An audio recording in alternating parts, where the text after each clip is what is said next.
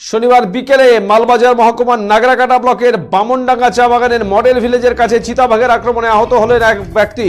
এই ঘটনায় এই এলাকায় আতঙ্ক ছড়িয়ে পড়েছে। জানা যায়, এদিন বিকেলে মডেল ভিলেজের 3 নম্বর লাইনের বাসিন্দা 75 বছর বয়সী সুরেশ মাঝির পাশেই গরুমারা জঙ্গলের কাছে ঝাড় গাছ কাটছিলেন।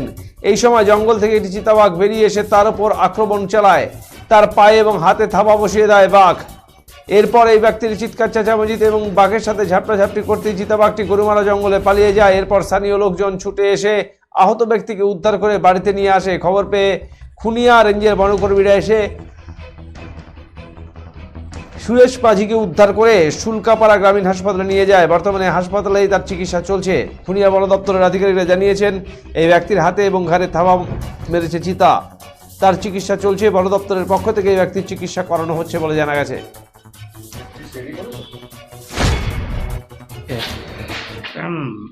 দুপুর 1টার দিকে বামনডাঙ্গা 3 নম্বর লাইনে সুরেশ মাঝি নামে একজন ব্যক্তি ছিল, তাকে বাঘে কেটেছিল। আচ্ছা, চিতাবাঘ।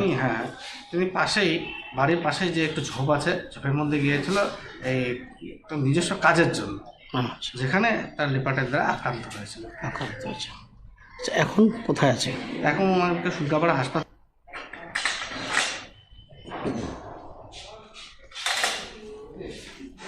দত্ত জুয়েলার্স ভ্যালেন্টাইন অফার 2024 হিরে ও প্লাটিনাম অলংকারের এমআরপির ওপর 10% অফ।